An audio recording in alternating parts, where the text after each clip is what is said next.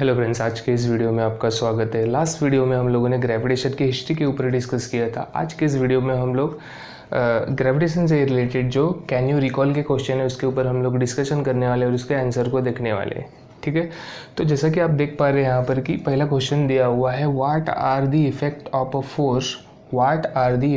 Force acting on an object. ठीक है, question क्या है, what are the effect of a force acting on an object. ठीक है, फोर्स किसी ऑब्जेक्ट के ऊपर अगर एक्ट कर रहा है तो उसका इफेक्ट क्या होगा। ठीक है, अगर किसी ऑब्जेक्ट के ऊपर क्या हो रहा है, फोर्स एक्ट हो रहा है तो इसका इफेक्ट क्या होगा। ठीक है, ऐसा पूछा हुआ है और वो जो फोर्स एक्ट होगा ऑब्जेक्ट के ऊपर वो डिपेंड करता है कि अलग अलग कंडीशन में फोर्स हो सकता है, तो उसके हिसाब से क्या होगा कि अफेक्ट हमें देखने के लिए मिलेगा। तो हम लोग यहाँ पर डिस्कशन करने वाले हैं कि किसी भी ऑब्जेक्ट के ऊपर अगर फोर्स अप्लाई करते हैं, ठीक है, सपोज करना है कि ये कोई ऑब्जेक्ट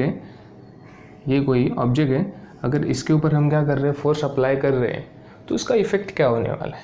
ठीक है, वो हम लोगों को यहाँ पर डिस्कशन करना है। ठीक है, तो जैसे कि आप देख रहे हो कि हमने बोला कि what are the effect of a force acting on an object. ठीक है, तो पहला देखो क्या लिखा हुआ है, पहला हमने लिखा है शेप एंड साइज चेंजेस। ठीक है, शेप और साइज क्या हो जाता है, फोर्स अप्लाई करने से चेंज हो जाता है। ठीक है, एग्जांपल के तौर पे क्या, एग्जांपल पे हमने लिखा है पॉटर और वेजिटेबल का लिखा है। ठीक है, पॉटर का कैसे, तो देखो हम लोगों को पता है पॉटर मतलब क्या, जो कुम्हार होता है मटका बनाता है। ठीक है, जो मिट्टी के बर्तन बनाता है, मटके बनाता है, तो हम लोग देखते हैं कि वो फोर्स लगा कर क्या कर देता है, अलग अलग शेप्स दे देता है। ठीक है, पॉट बना देता है, ठीक है, मटके बनाता है, अलग अलग शेप देके, तो फोर्स अप्लाई करना पड़ता है उसको। तो इससे हमें समझ में आता है कि शेप और साइज क्या होते हैं, चेंज होते हैं फोर्स अप्लाई करने से। आगे देखो क्या है, वेजिटेबल, हम लोग इससे फेमिलियर एग्जांपल है ये। ठीक है, इससे हमें समझ में आता है कि वेजिटेबल जो है उसके ऊपर भी हम फोर्स लगाते हैं, नाइफ लेते हैं और नाइफ से क्या करते हैं, हम फोर्स लगाते हैं तो वेजिटेबल क्या हो जाता है, स्मॉल पीसेस में कट डाउन हो जाता है। तो इससे हमें समझ में आता है कि फोर्स अप्लाई करने से क्या होता है, शेप और साइज चेंजेस होता है। ठीक है, तो शेप एंड साइज चेंजेस होता है। पहला हमने बोला क्या कि पॉटर क्या करता है, फोर्स लगाकर जो पॉट बनाता है उसके शेप और साइज को क्या कर देता है, अलग अलग शेप दे देता है, चेंज करता है, डैट मीन्स साइज। और वेजिटेबल का हम पता है कि, ठीक है, कि नाइफ का यूज करके हम क्या करते हैं, वेजिटेबल पर जब भी फोर्स लगाते हैं तो स्मॉल पीसेस में क्या हो जाता है, कट डाउन हो सकता है। ऐसे नंबर ऑफ एग्जाम्पल हम लोग देख सकते हैं। देन नेक्स्ट है start moving and stop moving. ठीक है, अगर किसी ऑब्जेक्ट के ऊपर हम फोर्स लगा रहे तो हो सकता है स्टार्ट भी कर सकता है मूविंग। ठीक है, अगर वो रेस्ट पोजीशन पे, ठीक है, हम लोगों को न्यूटन का फर्स्ट लॉ पता है, लॉ ऑफ इनर्शिया। अगर वो रेस्ट पोजीशन में, इनर्शिया में अगर हम एक्सटर्नल फोर्स अप्लाई करते तो वो क्या होगा, स्टार्ट कर देगा मूविंग। और अगर मूव कर रहा है और हम उसको क्या कर रहे हैं, फोर्स लगा रहे हैं, तो वो स्टॉप भी हो सकता है। एग्जाम्पल के तौर पे हम लोग यहाँ पर देख सकते हैं कि सपोज करो आप 2 फ्रेंड्स हैं या 2 बॉयज़ हैं, ठीक है, उनके पास फुटबॉल है, वो फुटबॉल खेल रहे हैं। तो फर्स्ट बॉयज़ ने क्या किया, किक किया फुटबॉल को, तो फुटबॉल क्या होगा, मूव होने लगेगा, क्योंकि उसके ऊपर फोर्स लगा तो वो मूव होने लगेगा। और जो नेक्स्ट बॉय है, सेकेंड बॉय है, वो क्या कर रहा है, उस फुटबॉल को पकड़ ले रहा है। दैट मीन्स हम बोल सकते हैं उसने फोर्स लगाया और फुटबॉल को क्या कर लिया है, स्टॉप कर लिया है। ठीक है, तो यहाँ से हमें समझ में आता है कि फर्स्ट बॉय ने क्या किया, किक किया, मतलब क्या किया, फोर्स लगाया है फुटबॉल के ऊपर, क्या किया है, फुटबॉल के ऊपर फोर्स लगाया, तो वो क्या होने लगता है, मूव करने लगता है। और जो सेकेंड बॉय है वो क्या कर रहा है, फुटबॉल को पकड़ ले रहा है। इससे तो पकड़ ले रहा है मतलब क्या, वो फोर्स लगा रहा है, तभी फुटबॉल क्या हो जा रहा है, रुक जा रहा है। तो इससे हमें समझ में आता है कि जब भी हम किसी ऑब्जेक्ट के ऊपर या किसी बॉडी के ऊपर फोर्स अप्लाई करते हैं तो हो सकता है कि वो मूव होने लगे या फिर वो स्टॉप होने लगे। कंडीशन है कि अगर वो मूव कर रहा है ऑलरेडी पहले से, तो अगर हम उसके ऊपर फोर्स लगाते, वो इनिशियली मूव कर रहा है, फोर्स लगाते तो क्या हो जाएगा वो, ठीक है, स्टॉप हो जाएगा। अगर वो स्टॉप है रेस्ट पोजीशन पे और हम फोर्स लगाते तो क्या होने लगेगा, मूव होने लगेगा। ठीक है, ये सेकेंड पॉइंट था। देन थर्ड पॉइंट है डायरेक्शन चेंजेस। ठीक है, तो जब हम फोर्स लगाते किसी ऑब्जेक्ट के ऊपर तो डायरेक्शन भी चेंज हो सकता है। ठीक है, तो डायरेक्शन चेंज हो सकता है। इसका एग्जांपल क्या है, तो इसका एग्जांपल है, और हम लोग क्रिकेट के है ना, क्रिकेट पता ही है हम लोगों को, है ना।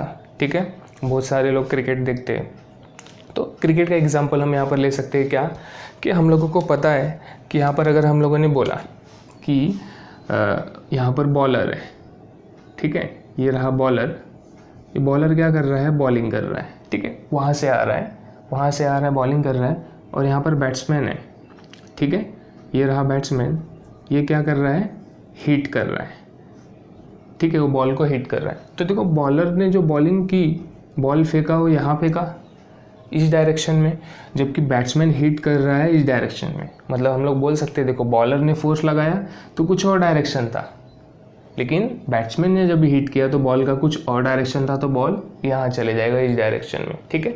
तो हमें इसे समझ में आता है, ठीक है, कि क्या फोर्स लगाने से डायरेक्शन चेंज होता है। हम लोगों ने यहाँ पर देखा कि बॉलर बॉलिंग कर रहा है इस डायरेक्शन में बॉलिंग कर रहा है, ठीक है, उसने फोर्स लगाया तो बॉल इस डायरेक्शन में आ रहा है, और बैट्समैन ने उसके अपोजिट डायरेक्शन में फोर्स लगाया बॉल के ऊपर, तो बॉल क्या हो गया, अपोजिट डायरेक्शन में चले गया, ठीक है। तो इससे हमें समझ में आता है कि फोर्स लगाने से डायरेक्शन भी क्या होता है, चेंज होता है, ठीक है। देन नेक्स्ट पॉइंट क्या है, एक्सीलरेट एंड डिसलरेट। फोर्स लगाने से एक्सीलरेशन भी हो सकता है और डिसलरेशन भी हो सकता है, स्पीड ज़्यादा भी हो सकता है और कम भी हो सकता है। एक्सीलरेट हो रहा है मतलब हम बोल सकते हैं स्पीड ज़्यादा हो रहा है, डिसलरेट हो रहा है मतलब हम कह सकते हैं स्पीड कम हो रहा है। एग्जाम्पल क्या है, बाईसाइकिल, सपोज है ना, 2 फ्रेंड्स हैं, ठीक है, तो यहाँ पर थोड़ा डायग्राम मैंने बनाया है, ठीक है, लेकिन डायग्राम थोड़ा बराबर नहीं बना है, लेकिन समझना है क्या, ठीक है। तो यहाँ पर देखो 2 फ्रेंड्स हैं, एक फ्रेंड साइकिल के ऊपर बैठा हुआ है सपोज हम करते हैं, और सेकेंड फ्रेंड क्या कर रहा है, उसको पीछे से पुश कर रहा है, ठीक है, धक्का दे रहा है, तो साइकिल क्या होने लगी, एक्सीलरेट होने लगेगी, उसका स्पीड इंक्रीज होने लगेगा, ठीक है, इंक्रीज होने लगेगा। और आगे कुछ चल के क्या करता है, जो लड़का बैठा है सीट पे, वो ब्रेक लगा देता है, तो ब्रेक लगा देता है तो साइकिल क्या हो जाएगा, स्टॉप हो जाएगा, डिसलरेट हो जाएगा, उसका स्पीड क्या होने लगेगा, कम होने लगेगा, ठीक है। तो इससे हमें समझ में आता क्या है कि जब हम क्या करते हैं, फोर्स लगाते हैं, तो फोर्स लगाने से क्या होता है, ठीक है, एक्सीलरेट भी हो सकता है ऑब्जेक्ट, बॉडी एक्सीलरेट भी हो सकती है और डिसलरेट भी होती है, ठीक है। तो आई होप ये फर्स्ट क्वेश्चन आपको समझ में आया होगा। हम मूव करते हैं अभी सेकेंड क्वेश्चन की तरफ। सो हम लोग सेकेंड क्वेश्चन की तरफ मूव करते हैं। तो सेकेंड क्वेश्चन क्या दिया है, what type of force are you familiar with, what type of force are you familiar with, means क्या है कि आप कौन से फोर्सेस को जानते हो, ठीक है। फैमिलियर विद बोला मतलब आप लोगों ने पढ़ा हुआ है इन फोर्सेस के बारे में आपने पढ़ा हुआ है, ठीक है। तो इसलिए पूछा है कि what type of forces are you familiar with, ठीक है, आप कौन कौन से फोर्सेस को जानते हो या किसके बारे में आपको इन्फॉर्मेशन है, जानकारी है, ठीक है। तो बेसिकली देखा जाए तो फोर्सेस 2 पार्ट्स में कैटेगराइज हो जाते हैं, एक कॉन्टैक्ट फोर्स हो गया और एक नॉन कॉन्टैक्ट फोर्स हो गया, ठीक है। कॉन्टैक्ट फोर्स क्या है, जब भी 2 ऑब्जेक्ट कॉन्टैक्ट में होते हैं, ठीक है, या तो हम 2 ऑब्जेक्ट कॉन्टैक्ट में होंगे तो क्या होता है, या तो पुश किया जाता है या तो पुल किया जाता है, इस तरीके से फोर्स क्या किया जाता है, अप्लाई किया जाता है, ठीक है। तो हम लोग बोल सकते हैं देखो कॉन्टैक्ट में मतलब ये हमने बोला ए ऑब्जेक्ट है और ये बी ऑब्जेक्ट है, तो ऐसे कॉन्टैक्ट में मतलब पास में, ठीक है, ऐसे, ठीक है। तो या तो ये ऑब्जेक्ट इसके ऊपर फोर्स लगाएगा या इसके ऊपर ऑब्जेक्ट फोर्स लगाएगा, ठीक है। कॉन्टैक्ट में है मतलब आपस पास में है, ठीक है, डिस्टेंस नहीं है, उनके बीच में डिस्टेंस नहीं है, ठीक है। तो ये कॉन्टैक्ट फोर्स हो गया, ठीक है।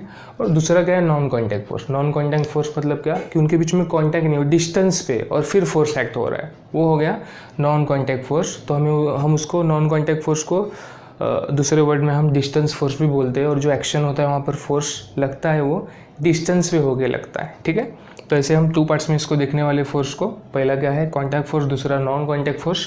कॉन्टैक्ट फोर्स में क्या है, पहला फ्रिक्शन फोर्स में, ठीक है, कॉन्टैक्ट फोर्स में पहला दिया है फ्रिक्शनल फोर्स, ठीक है। फ्रिक्शनल फोर्स क्या होता है, ठीक है, कॉन्टैक्ट फोर्स में दिया है फ्रिक्शनल फोर्स में क्या दिया है, फ्रिक्शनल फोर्स फर्स्ट दिया है, फर्स्ट फ्रिक्शनल फोर्स क्या होता है, ठीक है, acting against of direction of motion, ठीक है, डायरेक्शन ऑफ मोशन के अगेंस्ट से एक्ट करता है। अगर डायरेक्शन इस डायरेक्शन में तो फ्रिक्शनल फोर्स इस डायरेक्शन में हो गया। फिर इजीली हम इसको अंडरस्टूड कर सकते हैं कैसे, ठीक है, अंडरस्टैंडिंग हम कर सकते हैं इजीली क्या, कि अगर 2 चीज़ें हैं, 2 ऑब्जेक्ट है, वो रब होती है आपस में, ठीक है, कांटेक्ट में आके रब होती है, ठीक है, तो तो वहाँ पर क्या आ जाता है, फ्रिक्शनल फोर्स आ जाता है। ठीक है, एग्जाम्पल के तौर पे अगर हमने दोनों अपने हैंड के पाम को रब किया, ठीक है, ये क्या है, फ्रिक्शनल फोर्स का एग्जाम्पल है। 2 स्टोन लिया हमने, ठीक है, 2 स्टोन को क्या किया, रब किया, ये भी एक फ्रिक्शनल फोर्स का एग्जाम्पल है। ठीक है, एग्जाम्पल लिया हमने कार, साइकिल, इनके जो टायर होते हैं और जो सरफेस है, अर्थ का सरफेस है रोड का, ठीक है, उनके बीच में फ्रिक्शन होता है, ये फ्रिक्शनल फोर्स है। उनके बीच में जो फोर्स लगता है वो फ्रिक्शनल फोर्स है। तो ये हो गया फ्रिक्शनल फोर्स। आगे है अप्लाइड फोर्स। अप्लाइड फोर्स क्या होता है, किसी भी ऑब्जेक्ट के ऊपर जब हम फोर्स लगाते हैं, ठीक है, पर्सन हो, ऑब्जेक्ट हो, ठीक है, या कोई बॉडी हो, उसके ऊपर जब भी हम फोर्स लगाते हैं, देखो ये ऑब्जेक्ट है, इसके ऊपर हम फोर्स लगा रहे हैं, ठीक है, तो इफेक्ट कुछ दिखाई देगा, लेकिन कहने का मतलब क्या है, अप्लाइड फोर्स है ये। ठीक है, अप्लाई कर रहे हैं, इसके लिए अप्लाइड फोर्स। किसी ऑब्जेक्ट बॉडी के ऊपर हम अप्लाई कर रहे हैं तो अप्लाइड फोर्स, किसी ऑब्जेक्ट और बॉडी के ऊपर हम अप्लाई कर रहे हैं, इसके लिए अप्लाइड फोर्स। नेक्स्ट फोर्स क्या है, third one, normal force. Normal force means upward force. ठीक है, नॉर्मल फोर्स क्या होता है, तो सपोज करो एक बुक है, ठीक है, एक बुक है, वो कहीं टेबल पे रखा हुआ है, ठीक है, ये बुक है, टेबल पे रखा हुआ है, तो बुक के ऊपर ग्रेविटेशनल फोर्स लगेगा, ठीक है, बुक के ऊपर ग्रेविटेशनल फोर्स लगेगा, लेकिन बुक को ऊपर से एक और फोर्स लगेगा, ठीक है, और ऊपर से फोर्स लगेगा, वो फोर्स कौन सा होगा, नॉर्मल फोर्स होगा। ठीक है, तो बेसिकली ऑब्जेक्ट कहीं पे कुछ रेस्ट पोजीशन में है, तो उसके ऊपर डाउनवर्ड डायरेक्शन में क्या है, ग्रेविटेशनल फोर्स है, और अपवर्ड डायरेक्शन में क्या एक्ट हो रहा है, नॉर्मल फोर्स एक्ट हो रहा है, तो that is a normal force.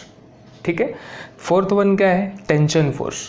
Tension force क्या है, ठीक है, रोप रहता है, स्ट्रिंग रहती है, ठीक है, तो सपोज करो ये 2 पोल्स है, ठीक है, ये 2 क्या है, 2 पोल्स है, और ये 2 पोल्स से हमने एक वायर लगा दिया या फिर रोप लगा दिया है, ठीक है, और इनको खींच के टाइट करके हमने क्या कर दिया है, टाई कर दिया है, पूरा बांध दिया है, तो इनके बीच में जो फोर्स होगा वो क्या होगा, टेंशन फोर्स होगा। तो टेंशन फोर्स क्या होता है, रोप और स्ट्रिंग, ठीक है, इन चीज़ों में क्या होता है, टेंशन फोर्स होता है। फर्दर फिफ्थ वन क्या है, स्प्रिंग फोर्स।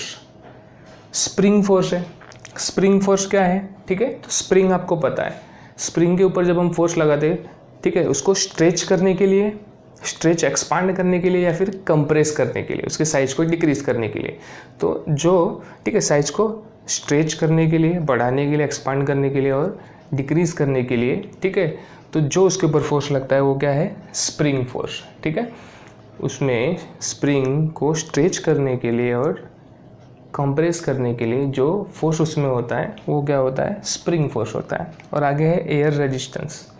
एयर रेजिस्टेंस क्या है, ठीक है, तो ये स्पेशल टाइप का एक फोर्स है, फ्रिक्शनल फोर्स है। ठीक है, कब ये लगता है, तो जब भी कोई भी बॉडी या फिर ऑब्जेक्ट एयर में हो, तब उसके ऊपर एयर की वजह से जो फोर्स लगता है वो क्या होता है, एयर रेजिस्टेंस होता है। जैसा कि आप लोगों ने प्रीवियस स्टैंडर्ड में पढ़ा हुआ है, ठीक है, स्टडी की हुई है बायन फोर्स के बारे में। ठीक है, तो आप लोगों को बायन फोर्स के बारे में पता होगा, आप फैमिलियर होंगे, है ना, तो आप कमेंट बॉक्स में इसके बारे में बताइए कि बायन फोर्स होता क्या है।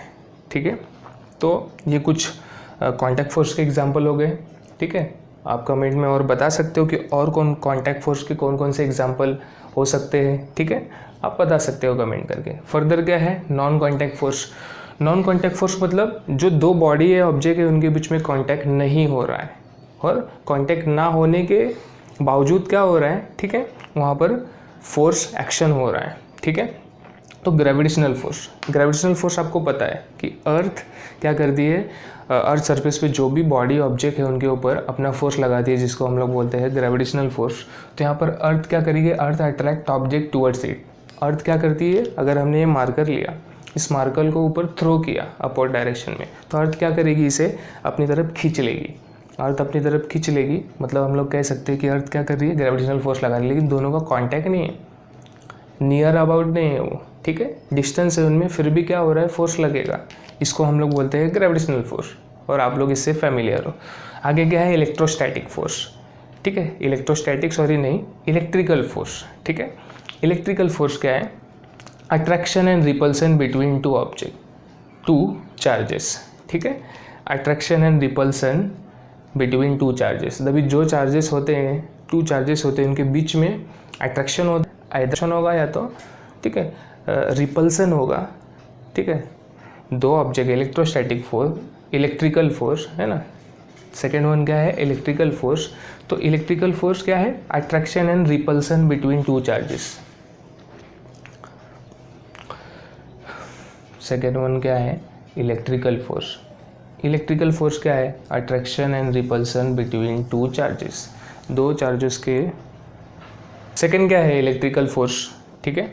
तो इलेक्ट्रिकल फोर्स क्या है, attraction and repulsion between two charges, दो चार्जेस के बीच में जो अट्रैक्शन होता है और रिफ्लेक्शन होता है उसको हम लोग क्या बोलते हैं, इलेक्ट्रिकल फोर्स बोलते हैं। सपोज दैट कि अगर हमारे पास दो चार्जेस है, ठीक है, प्लस चार्जेस है, तो इनके बीच में क्या होगा, हमें पता है कि जब लाइक चार्जेस होते हैं तो उनके बीच में रिपल्सन होता है, अनलाइक चार्जेस होते हैं तो अट्रैक्शन होता है। तो यहाँ पर ये रिपल्सिव फोर्स हो जाएगा। और अगर माइनस और प्लस चार्जेस एक दूसरे से क्या होंगे, अट्रैक्ट होंगे, तो ये अट्रैक्टिव फोर्स हो जाएगा। तो ये क्या है, इलेक्ट्रिकल फोर्स है, ठीक है। आगे क्या है, मैग्नेटिक फोर्स। तो मैग्नेटिक फोर्स क्या होता है, मैग्नेट क्या करता है, या तो अट्रैक्ट करता है या तो रिपल करता है। और इस मैग्नेट के फोर्स को हम लोग क्या बोलते हैं, मैग्नेटिक फोर्स बोलते हैं।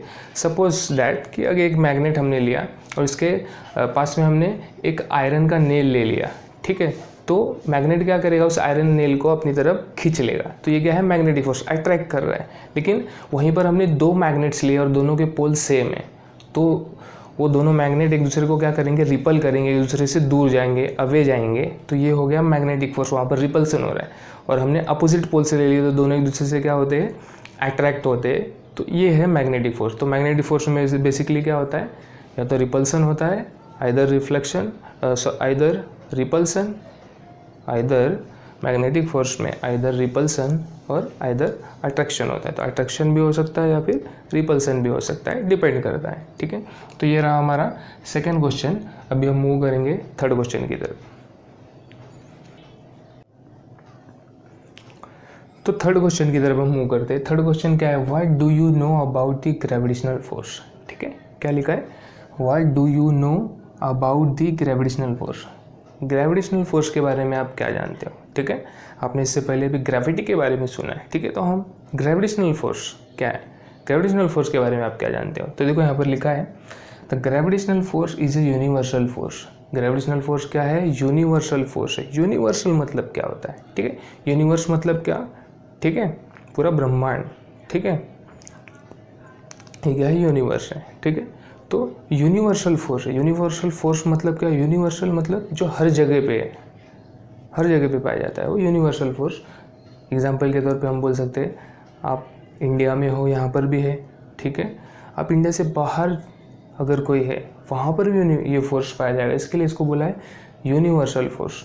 तो क्या बोला है, तो gravitational force is a universal force. Gravitational force क्या है, यूनिवर्सल फोर्स है जो हर जगह पे पाया जाता है। And it act not only between two object. ये खाली दो ऑब्जेक्ट के बीच में ही एक्ट नहीं करता, बल्कि on the earth but also between any two object in the universe. क्या बोला है, it acts not only between two objects on the earth but also between any two object in the universe. ये खाली earth surface पे जो भी दो object हमने ले लिया या फिर कोई भी ऑब्जेक्ट ले लिया, उनके ही बीच एक्ट नहीं करता है। ये पूरे यूनिवर्स में हर एक यूनिवर्स के कोई भी दो ऑब्जेक्ट को हमने ले लिया एग्जाम्पल उसका, तो उनके बीच भी क्या होता है, एक्ट करता है। तो समझ में आता है कि जो ग्रेविटेशनल फोर्स है वो हर जगह पाया जाता है, खाली अर्थ सरफेस पे नहीं, या अर्थ सरफेस को छोड़ के भी बाकी यूनिवर्स में अदर प्लैनेट्स का समझ में आता है हमें कि जो ग्रेविटेशनल फोर्स है वो खाली अर्थ सरफेस पे नहीं पाया जाता, अर्थ सरफेस को छोड़ के भी है ना बाकी जगहों पे भी ग्रेविटेशनल फोर्स पाया जाता है पूरे यूनिवर्स में। यूनिवर्स मतलब ठीक है हर जगह पे।